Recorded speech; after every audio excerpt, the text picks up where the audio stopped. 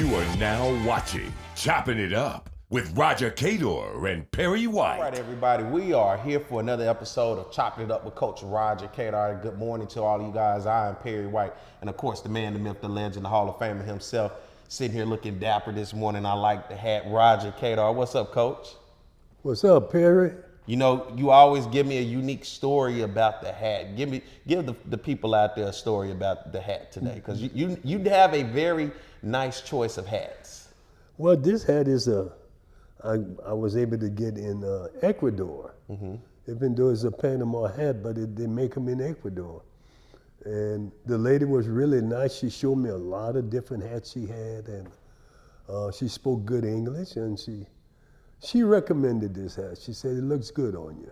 And you put it on and never look back. Never look back. Look good on you, Coach. And I'm sure, did you wear it this weekend? You were down in Vero Beach, Florida, where it was sunny, beautiful. Cold! It was cold in it. It was cold. Yeah, and to the credit of Tony Regan, who is the executive vice president of Major League Baseball, he had me stay in his suite where I wouldn't have to be in the cold.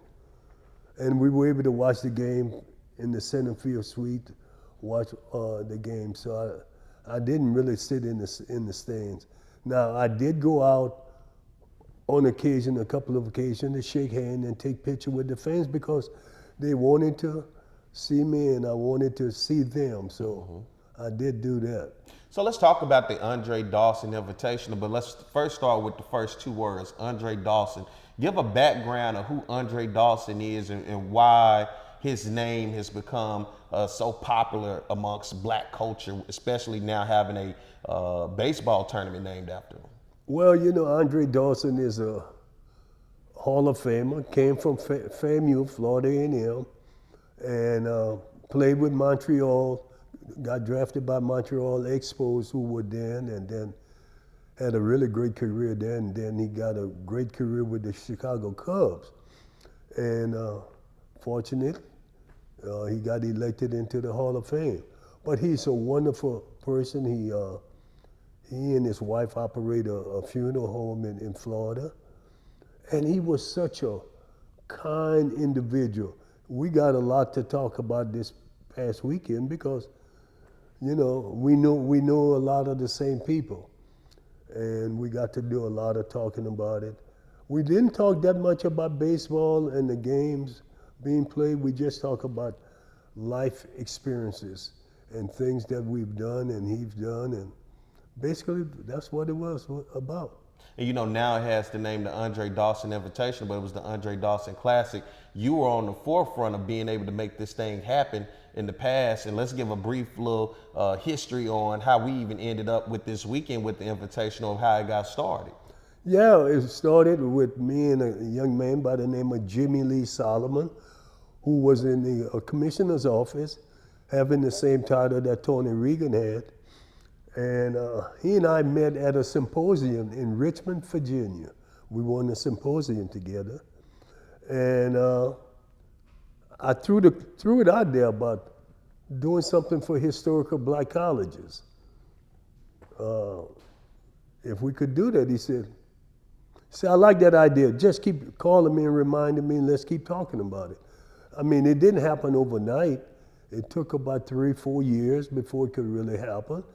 And finally, one Saturday, before we were about to play a game, I was in front of the concession stand here at Lee Hines Field. And the phone rang and I answered, and it was Jimmy Lee Solomon. He said, I think I came up with an idea. He said, we can take 2 historical black schools to California. We play in that was the first one where they built they got one in New Orleans. What is it called? I'm trying to figure out what you're talking about. For the kids, they got Academy. The Academy, thank you. And we went and played there, and the first team we played was Southern Cal, and Bethune-Cookman played UCLA. So, so we got to face the big time pitcher that's with the Yankees now. I know Garrett knows it, the neurosurgeon, cold. So we got to face him, and we did fairly well. It was a really a good game. So, and then the thing kept moving and moving. We moved it around. We went to Houston. We went to New Orleans. We played one in Baton Rouge, and finally, we got to the Andre Dawson. When Andre went into the Hall of Fame, the people in the commissioner's office thought that it would be good to rename it the Andre Dawson Invitational. What was it before? Urban Invitational. The Urban Invitation, okay. Yeah, so, and that's how we got to where we are. And it's really growing. I spent a lot of time, a lot of coaches wouldn't do what I did. There is very little reward in what I did in terms of me ever being able to use that information. But I spent a lot of time with the people in promotion, talking to them, the women that are doing the promotional thing for Andre Dawson, doing the fundraising, getting sponsorship. That's what I did. I spent a lot of that time talking to them, finding out what they're doing. And like I said, a lot of coaches who are coaching, they're not going to do it. But I wanted to know what was going on, how they do it, how they got people involved. You just never know. Information is powerful if you use it right. And so that's really what I did. I spent a lot of time and got to know all these ladies, and because mainly it was women who were doing the office work, the promotional end of it. You know what I'm saying? Yeah. And what do you think really captured MLB's attention towards the historical black colleges and universities, particularly on the baseball side, to get invested in this and start to say, you know what, we see something here? Well, you know, the thing is, when Jimmy Lee and I started, we were losing black players at an alarming rate. We were down to 6% in the big league of African Americans. And that was a way to try to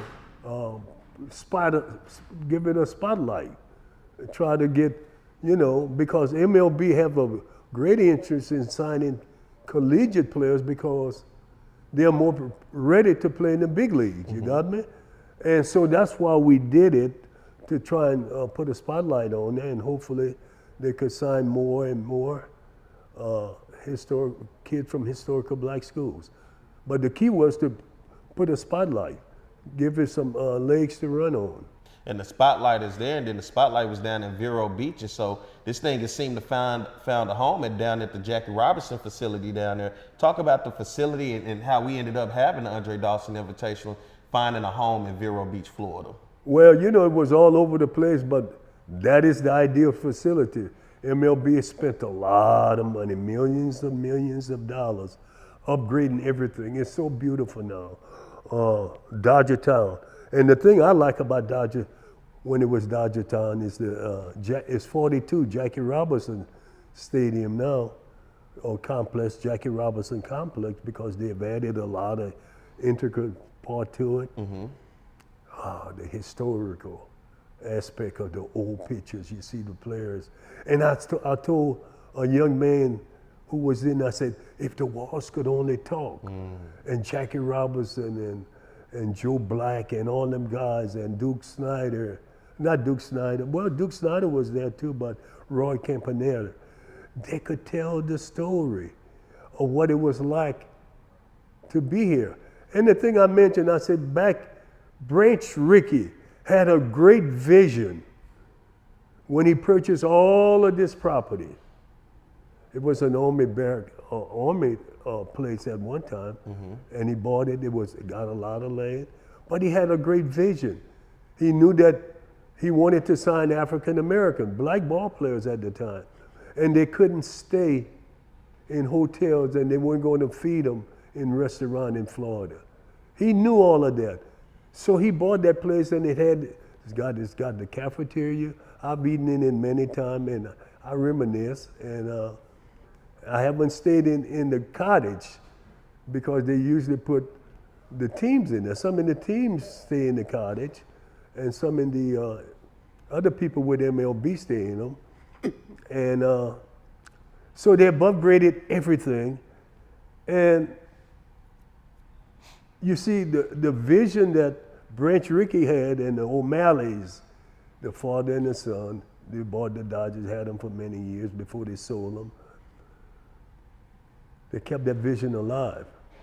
Even though they hurt so many black players back then, young black players today are getting a chance to live through their dreams. You know, Jackie Robinson, all the things they took. These players today are getting to live through that dream. And it's amazing.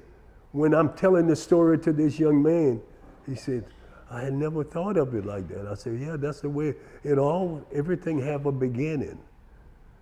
And what you make of it in the interim is what you're going to get out of it. You got me? And so it was really a great situation to have. That's why I say I spent a lot of time talking to people other than watching a lot of the games, you know, because I wasn't really there to watch the game. I did exactly what Tony Reagan wanted me to do. Talk to people, tell a story, be a dignitary. That's what I did.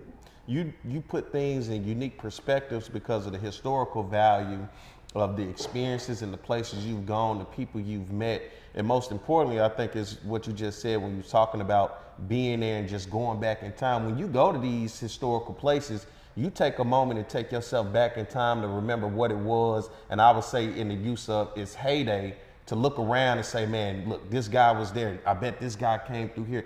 That's the unique perspective, be able to relate the past to the present. Well, and that's the thing that gets left out. Nobody want to bring the past and put it into the present perspective because they just talk about the now. But I think the past is important because it's what shaped the present, in my opinion. You got me? No doubt about it. It really shaped the present. And because of what Jackie and those guys went through, Jackie Roosevelt Robinson I'm talking about, what they went through and dehumanized that they tried to deal with them. They took it so these people could enjoy the really good facilities that the kids are being played on right now, you know?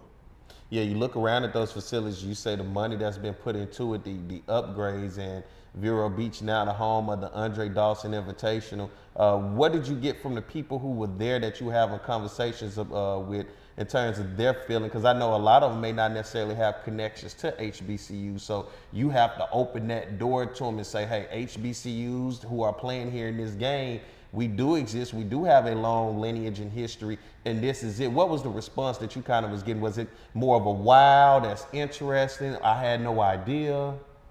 Well, I want to go back to Tony Reagan. He and I spent a lot of time talking because he's the director.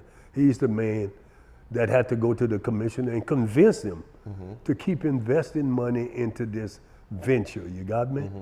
And that's why it's important because we shared a lot of information about the cost and, you know, what more he's going to do. He's going to do more things there.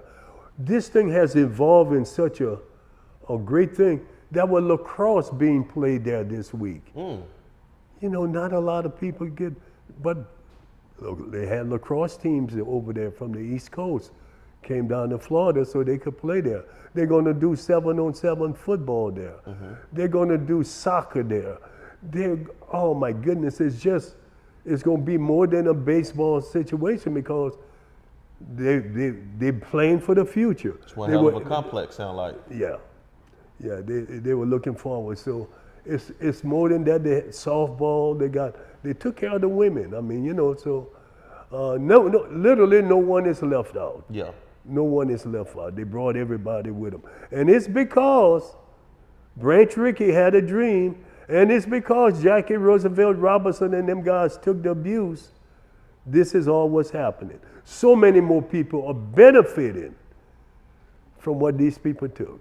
And it's because of Coach Roger Cador was able to be that missing ingredient and bring it all together and realize a vision for it. And that vision still lives on today through the Andre Dawson Invitational. I got to say thank you for all that you continue to do, not only for our HBCUs, but to push forward our culture into doors that it has never been into, and open up the minds to people who have never even really paid attention, or a lot of them I can assume never heard of HBCUs. And whether they get to the HBCU, to the Swingman Classic during MLB All-Star Weekend or something like this, at the Andre Dawson Invitational, it continues to be a platform to be used to tell who we are, to give a historical background to it, but then also to show we still do exist. And while although we do exist, we got ball players. We got people that's associated with the program that one day too shall be a part of MLB. Well, you know, I'm so glad I wasn't selfish and self-centered. If I was selfish and self-centered, I would have given up. Mm-hmm. Because it took a while for all of this to happen, you got me? Mm-hmm. You know, it took 3-4 years to get Jimmy Lee Solomon, while we got that done. The Swingman Classic, it took us 3 years. Tony I and Dale Matthews, it took us 3 years to get all of that. So it's time. And when you're asking people to invest a lot of money, it takes time. Mm-hmm. And so it all didn't happen overnight, and it took work behind the scene, many Zoom calls, emails, telephone calls. It took a lot of that. And fortunately, I had the courage and the understanding and the right people to talk to. You know, they listened. They wanted input. And I gave them as much as I could. Not all of it was positive, or not all of it was used, but just a small part made the ingredient work. So let's get ready to take some time to pay some bills. So we're going to take a break. When we come back, we'll continue more of Chopping It Up with Coach Roger Cador and Perry White.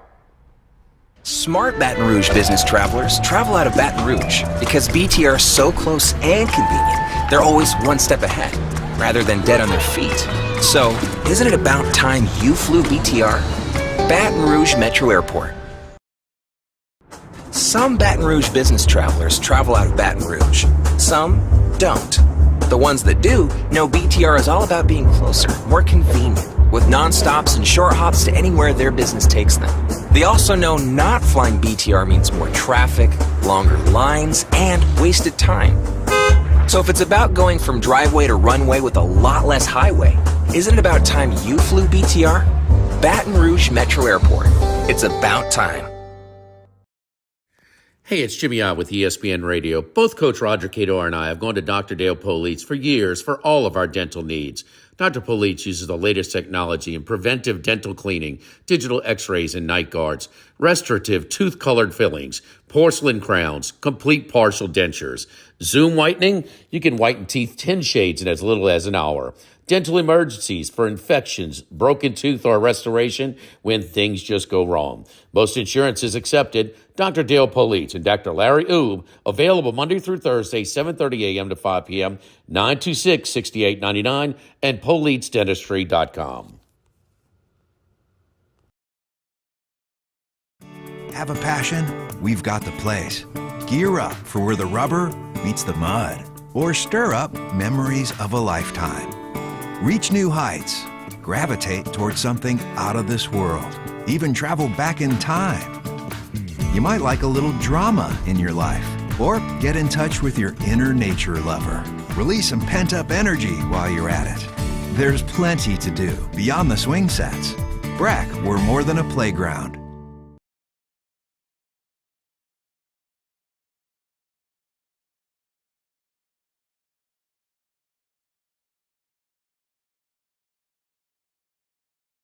With over 60 years of combined experience, Kathy Sherburne and Anna Barnett bring a wealth of knowledge and excitement to the framing industry. Keeping strong to the Louisiana culture, Acadian Frame and Art has numerous local artists and sports team memorabilia for their customers to choose from. Whether you're creating a gallery-like setting in your office or simply looking for some fun art for your kids' playroom, Acadian Frame and Art is your one-stop picture framing spot. Call 225-927-6129 or go to www.acadianframe.com. Get the memoir from the legendary baseball coach from Southern University, Roger Cador. Against all odds, Roger refused to let his past dictate his future by rising to legendary college baseball status. An inspiring story of tenacity, faith, and hope. Against all odds chronicles Coach Cador's determination to reach higher, to want more, and to dig deeper to find the courage to chase his dreams. Against all odds, get yours today by Cador and Cador Publishing. You are now watching Chopping It Up with Roger Cador and Perry White. All right, we're back with more Chopping It Up with Coach Roger Cador and Perry White. Of course, I'm Perry White. He's the man, the myth, the legend, Hall of Famer himself, Roger Cador. And if you're tuning in, be sure to go, if you're watching on our YouTube channel, to hit that subscribe button. And if you're watching on the Facebook Live, head over to the YouTube channel and hit that subscribe button on Chopping It Up with Coach Roger Cador. And if you're watching on Facebook via Roger Cador's Facebook page, be sure to hit that like and follow his page as well. And we're talking the Andre Dawson Invitational down in Vero Beach, Florida. You had an opportunity to go. Let's look at some of the results over the weekend, right? Started on Friday, Alabama A&M taking on Prairie View. Alabama A&M getting the victory 7-4 over Prairie View. Then it moved into a big one that you know oh so well, Jackson State Southern. Long history, played for a lot of championships against each other. Jackson State just edges out Southern 6-4 in that Friday game. Alabama State, a team that seems to be red hot right now, taking on Grambling. 6-5 victory over Grambling. Then the lone team that was not an HBCU, the University of Missouri, Kerry Jackson, the former Southern University baseball coach, took over after you retired, has since moved on, and he's the first and only black coach in the SEC on the baseball side. Brought down his University of Missouri Fighting Tigers, and they took on Florida A&M in a tough one. Missouri got it done 6-5. It's a pretty good baseball in day one, Coach. Missouri was lucky to get out of there with 2 victories. Yeah. I'm going to be honest with you. I think they find out the Power 5 conference when it comes to baseball, and teams can pitch their top pitchers in the the SWAC against them. It gives them a good chance to win, you know what I'm saying?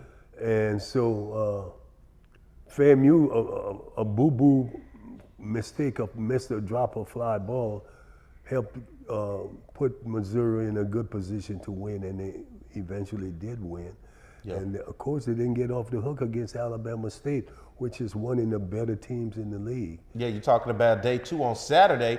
Grambling gets the victory 7-4 over Alabama A&M. Jackson State, a big one over Prairie View, 14-0. And then this is the game you're talking about, Alabama State versus the University of Missouri. Alabama State gets 10 runs in this one. They get it 10-2 over Missouri, and then the end out the day, Florida A&M and Southern. Historical perspective from there, Florida A&M, the Rattlers getting it done 17-1 over Southern in day 2, Coach. I think at that point, Southern probably was out of pitching, quality pitching, and so they fell victim to FAMU, who is a good team. I see it's going to be a really good conference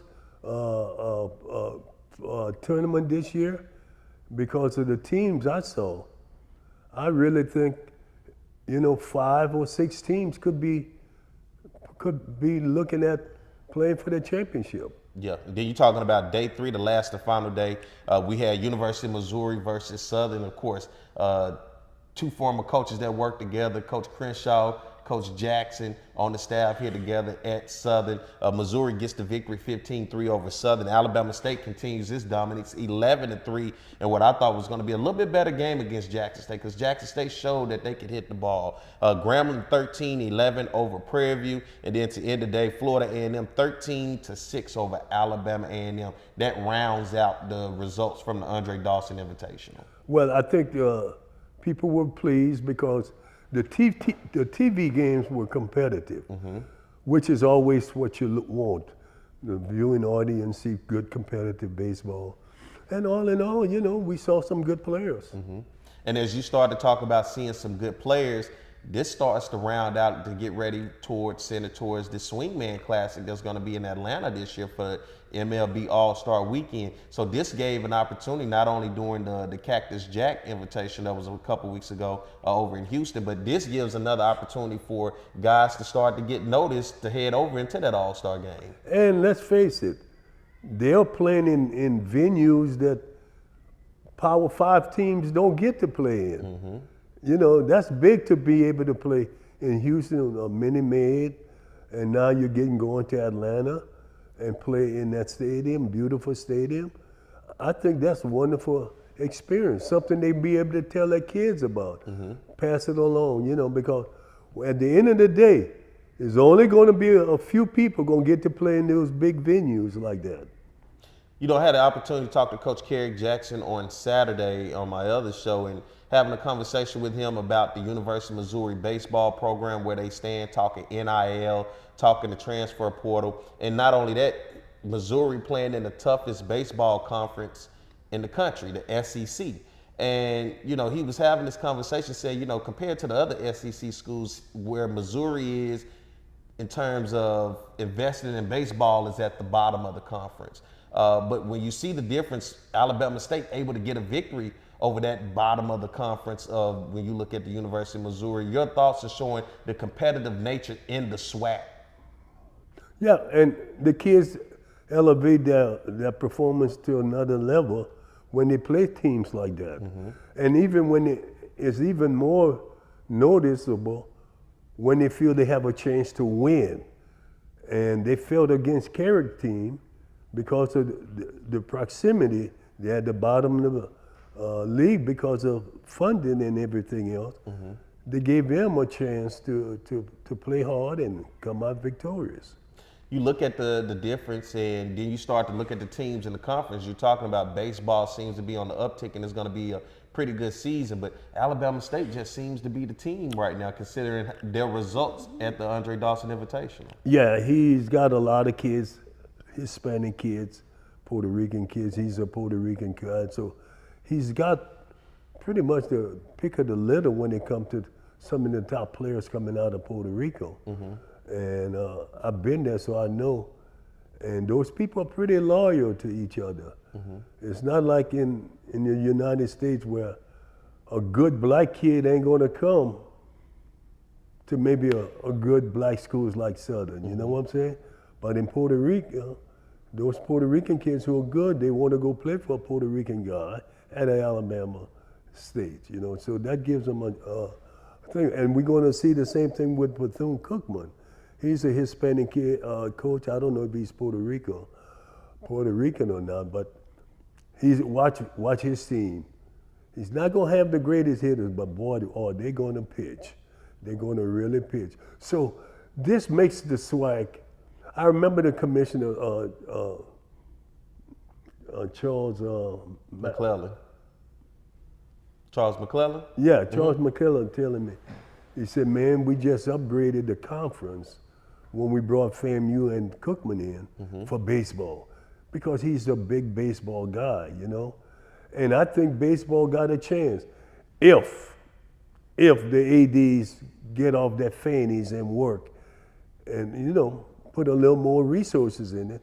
Baseball could be the shining light for the conference, you got me? When you say add a little bit more resources, paint that picture to me, because you know by building a field and a field house through hard work, what does a little bit more resource look like across the conference to try to elevate it as a whole that ADs could do, in your opinion?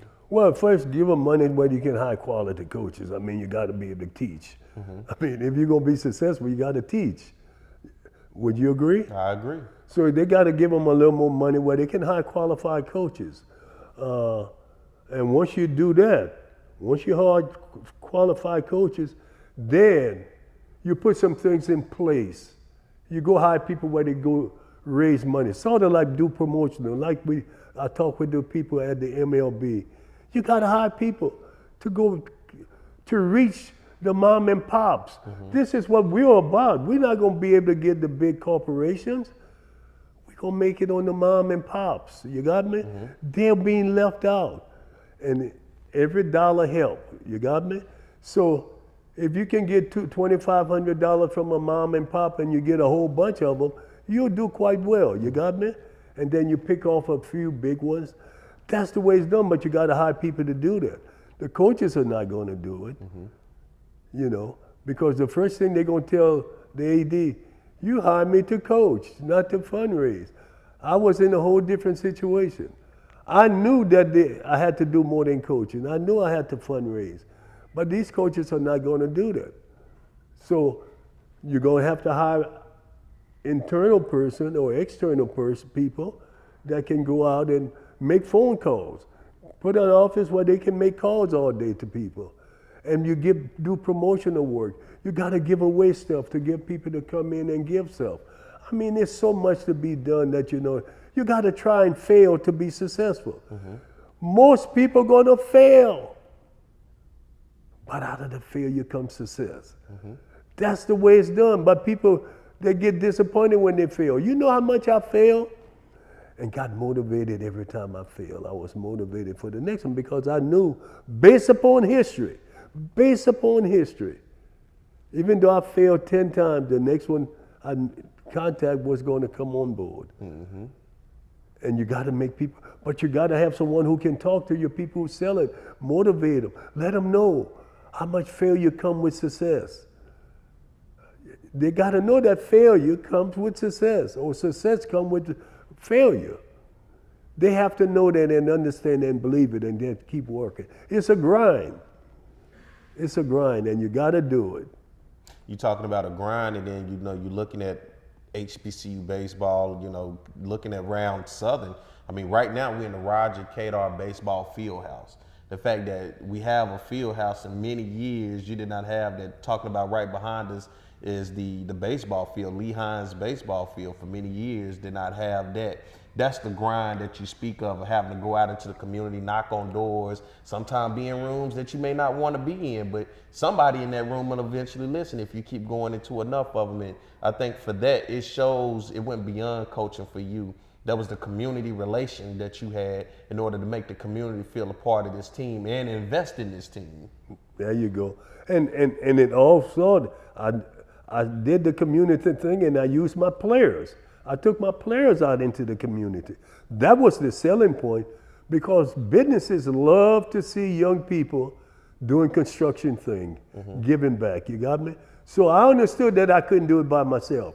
Again, that was the thing of not being selfish. I knew I couldn't do it by myself, but I got players and they were willing and wanting to do it.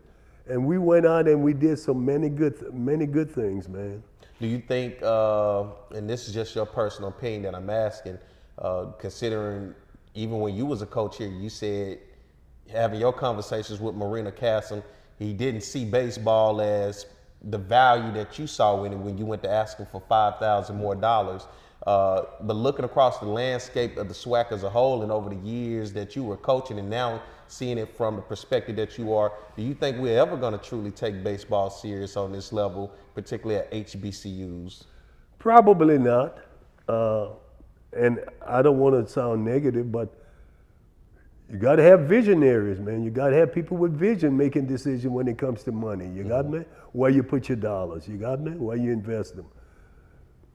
When you have these conversations with people in MLB, can they see a vision of HBCU baseball and where it could go? Well, we've been growing it, so they have a vision. I mean, we've grown. Just remember where this Urban Invitation started. And now we got the Swingman. And now we've got, we used to have only 2 teams, we've got 8 now that plays in the Andre Dawson. So yeah, they have a vision. They see, I talk with the people, they want to keep investing, and they know they didn't lose baseball overnight. That's the thing they understood. We didn't lose the black baseball players overnight. It was over a 30-year period we lost them. And it's because we didn't invest in them. We didn't take them serious. We didn't go into the community. Again, I told you Tony Regan and I had a lot of conversation. Out of this conversation, we're going to do a clinic here in sometime this year. MLB is going to come in and do a clinic for kids, younger kids though. We're going to do it for younger kids, maybe 8th, 9th, 10th graders. Those are the people we got to try and bring in. You can't wait till they get to college all the time. You got me? We're going to do the high schoolers, young high schoolers, so we can get them interested in understanding MLB wants them. So those are the kind of things that we're working on to make happen, to get younger kids, African American. We're not going to exclude white kids because it would be racist to do that.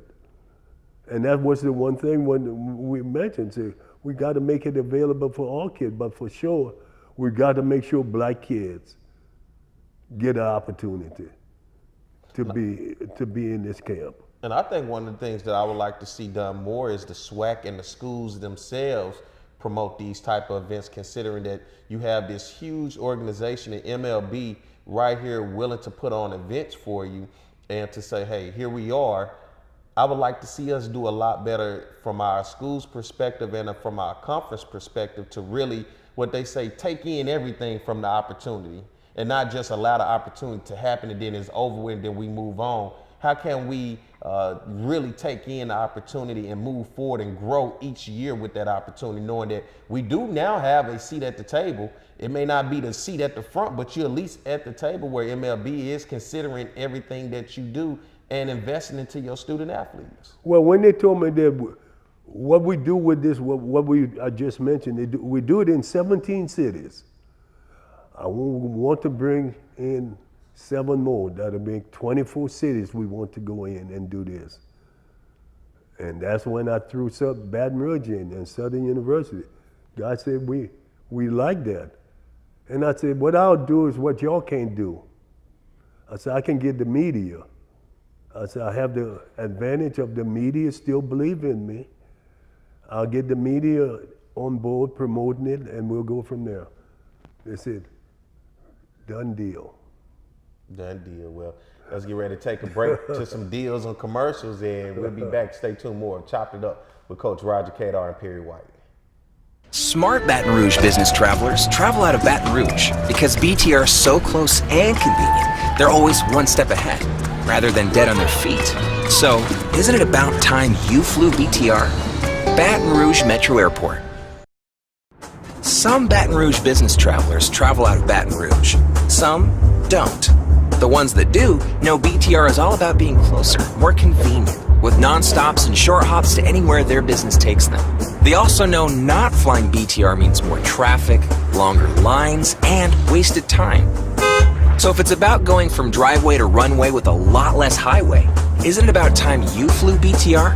Baton Rouge Metro Airport. It's about time.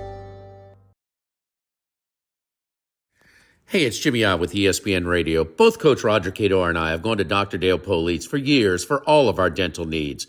Dr. Police uses the latest technology in preventive dental cleaning, digital x-rays and night guards, restorative tooth-colored fillings, porcelain crowns, complete partial dentures. Zoom whitening, you can whiten teeth 10 shades in as little as an hour.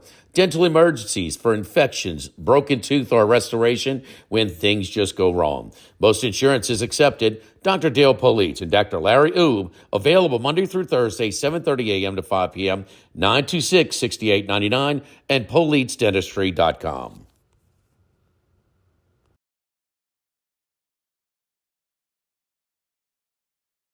Getting a letter from the IRS that you owe back taxes can be scary, but it doesn't have to be.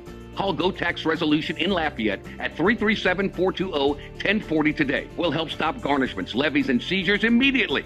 With over 35 years of dealing directly with the IRS, our team of local professionals will help you pay the least amount possible. So if you owe back taxes to the IRS, you need help. Call the tax professionals at Go Tax Resolution in Lafayette at 337-420-1040. Your go-to tax relief. Have a passion? We've got the place. Gear up for where the rubber meets the mud, or stir up memories of a lifetime. Reach new heights. Gravitate towards something out of this world. Even travel back in time. You might like a little drama in your life, or get in touch with your inner nature lover. Release some pent-up energy while you're at it. There's plenty to do beyond the swing sets. BRAC, we're more than a playground.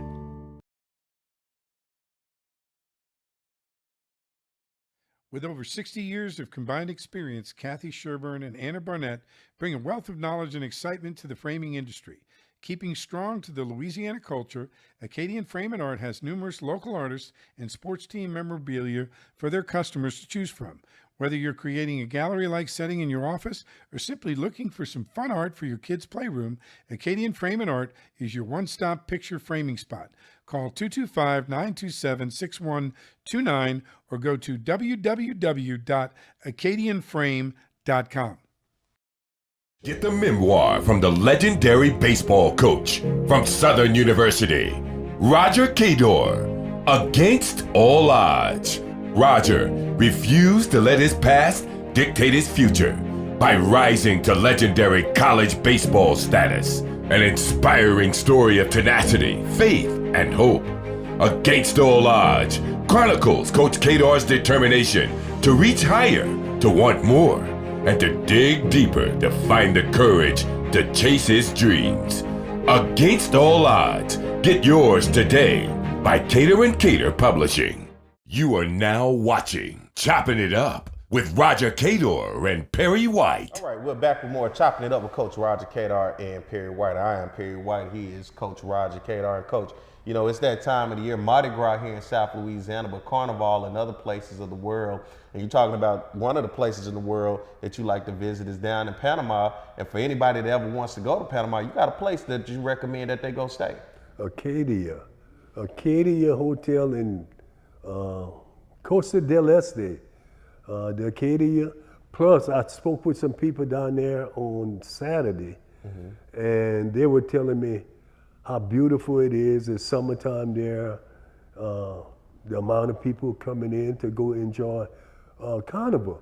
The beautiful thing about Carnival there is that, as opposed to here in New Orleans and other small places here, Carnival is situated right in that one particular city. Over there is in the Providence. It's in different pockets that you can go. They call it the interior. Okay. The people go to the interior, and they all have their own little way of doing Carnival. And they bring out, and it's safer. Let me put it that way, safer than here. It's hard to get a gun permit in Panama, so you don't have a lot of violence there. You got me? But you talk about the views of this place and how beautiful it is staying at this place. Let me tell you, I hadn't mentioned one thing about this place is that on the very top floor, on the top, you got a view of the city. You can see the city and the view. You can enjoy cocktail, eat a nice meal, converse with your guest, or friend, or girlfriend, or husband, or wife, a family member. Just such a wonderful place. You got to go to see it. Trust me. If you don't like the place, I'll pay for it. That's how confident I am that you're going to enjoy it. The Acadia in Costa del Este in Panama City. And when they get down there, who they got to say? What name do they mention at the desk? Roger Cador, and ask for Yanni. Ask for Yanni and say, Roger Cador send me. Okay. You know. And if you can't think of Yanni's name, just say, I need to see the person who is in charge. Because Roger Cador sent me. Roger Cador sent me. Coach, you talking about things warming up. We look like we might be just starting to get out the cold. Things warming up this week, but nonetheless, we're headed into March. For you coming up, what's the schedule like heading into March as we're closing out February? You got the Andre Dawson Invitational down in Vero Beach behind you now. We're moving forward. Well, the next one is the Hank Aaron invitation. I got to do that. And then I do the Swingman Classic. And I have one more after that. And, you know, the other things is, I'll just be doing Zoom calls and telephone conversation with the people at MLB working on different things. We do things in advance. We don't wait till it's ready.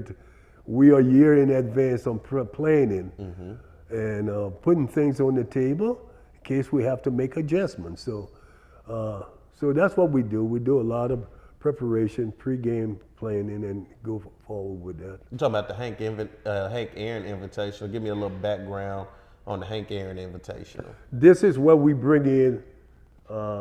Like I said, we want to do a clinic here and identify who are some of the young players coming up, and then they get invited to the Hank Aaron invitation. What they do once they get there, once they get invited, this is an exclusive club, I must say, because Hank Aaron was exclusive. You get only 125 kids gonna get invited. That's makes it very exclusive, you got me? All expenses are paid. Airline, hotel, food, instruction. And you get instruction from former major league players, managers. I mean, it's really just a beautiful setting. And my job mainly is that in that one, my role is a little different. I get to talk to the players and I get to talk to the coaches. That's what I'm there for. Once I give them the thing, my thing is to now do what I do best. Meet and greet the parents and the visitors who come and watch them. I get to meet and greet them, take selfie pictures, and I mean, it's just, it's just a wonderful experience. Now, you know, as things heat up this spring, I'm gonna give you a call on weekends, man. We're going to try to catch us a weekend series here and there. We need to do that. We need to follow the swag because, again, there'll be information because I will be doing weekly Zoom calls, getting information on what is going on in the SWAC and the teams that, even though it's not the MEAC anymore, they do play in conference, so we'll be getting an update on the players who are doing well. Yeah, you're looking around. I'm definitely gonna be calling. I normally, for sure, I like the Pine Bluff, the UAPB series when they come here because of, you know, where I'm from, and at the time Carlos James was the coach there, so he was always a pretty entertaining guy when it came to being a coach. But are you familiar outside of Crenshaw here at Southern with any of the current coaches around the SWAC baseball landscape? Well, Omar Johnson is at Jackson, Michael Robinson at Texas Southern, Pierre at Grambling. Those are the guys, Riggins at Prairie View. Those are the people I know best. I got to talk to I met the new coach at Alabama A&M. Obviously, he knew who I was. And we had a really good conversation. Talked to him. They're really playing hard. They're just short on pitching. But he's doing a good job. So that's wonderful to see. We've got a lot of new coaches. Arkansas Pine Bluff got a new coach. Alabama A&M, new coach. So we got, I think that's it. But we're getting more and more new blood as it relates to coaches in the league. And this is a great opportunity for a young coach. If you get the right athletic director, that they can hire young coaches, that's the way you build. Sprinkle in with the veterans, you got me? Now the veteran coaches has got to want to share information with them. I remember Coach, Commissioner Robert, I can't think of his name, and he asked me, he said, why I hear that you share information with the coaches, tell them how you're successful. I said, I certainly do. I tell them how they can beat me. He said, why would you do? That don't sound smart to me. I said, it probably doesn't sound smart to you, but for me, it's all right. And he said, why? I said, there's something in the Bible that was placed there, and hopefully from there you might read it and understand it. And he said, what? And I said, it has something to do with the Pharisees and Sadducees. And Jesus spoke to them, and they were educated. They had education. They were knowledgeable. And they wouldn't share information with the regular people. And Jesus said to them, how sad it is to have something of value and not share it with others. How sad it is to have something of value and not share it with others. And I said, I think about that. I said, that's why I shared, because I read it in the Bible. If you got something of value, share it with others. And that's it. And he couldn't say anything because I wasn't afraid to share. I shared it all with him. And Carlos James, if he was here, he'll tell you. Since you know him well, you know, out of all the coaches, you know him well. Oh, yeah. He asked me, he came in, I sat down and had a conversation. They told him exactly, if you want to beat me, this is how you beat me. Yeah, Carlos, he's friends, and of course, in our hometown, the baseball great was Torrey Hunter. Right, exactly. You know, and so he and Torrey are good friends, and so Torrey is giving a lot to the program, donating to help them with their facility. So yeah, I think Carlos realized whatever you said, he laid the foundation. Now to build off of that foundation with the new coach, I believe, is what he took from being able to just, because UAPB for years didn't have a baseball facility of their own. Exactly. You know, and then when they got the facility, they didn't even have lights. So, you know, that program in terms of just facilities within itself is starting to move forward, even though it's 20, 30 years behind, but nonetheless, a foundation has been laid to build something off of it. So I'm pretty sure that knowledge that you gave ultimately went to him to understand, all right, these are the necessities that I'm gonna have in place just to remotely get our team where it needs to be. And he was really coming up. I recruited Carlos out of high school, out of junior college, and he decided he wasn't going to come. But that's one under the bridge. But it didn't keep me from giving him information. And it was a couple of years after I gave him the information, he was very difficult to deal with. He was playing, you know, and he would smile and say, "That information helped, Coach, thanks." No, and you know, it's good. I gave it to Michael Robinson. I gave it when Cooper was at Grambling. I gave it to all of them. I didn't care. Yeah. When I said didn't care, I still knew one thing: they had to beat me recruiting because it's about players. Yeah. So I showed value, and I told Carlos, if you want to beat me, go get you some pitchers. Go find arms. Then you find a bat or two. And then you get your good catcher. I said, those are the things that's where most of the decisions are made. You got to, you know, say you want to be strong up the middle, short, second, center, catching, pitching. Say that's your core right there. I said, that's the foundation. And, you know, that's what I tell them all. I'm still trying to remember the commissioner name, you know, but the thing is, I didn't mind sharing information because I read it in the Bible. If you have information of value, you should share it with others. Why would it be in there if it wasn't important? That's right. Everything in the Bible is important. Been there for over 2,000 years, hadn't changed. Am I correct? That's it. So I gave him the formula. See, you still had to mix it.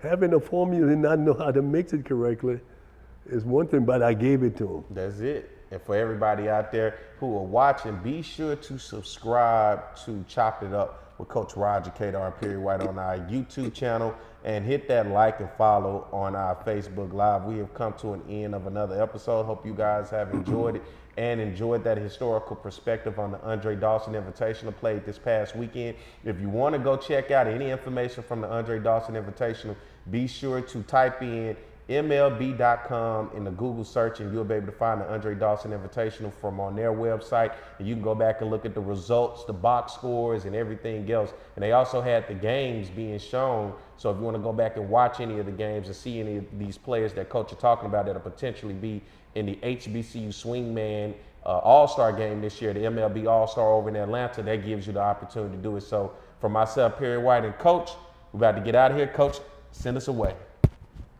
See you guys next week. Get the memoir from the legendary baseball coach from Southern University, Roger Cador, Against All Odds. Roger refused to let his past dictate his future by rising to legendary college baseball status. An inspiring story of tenacity, faith,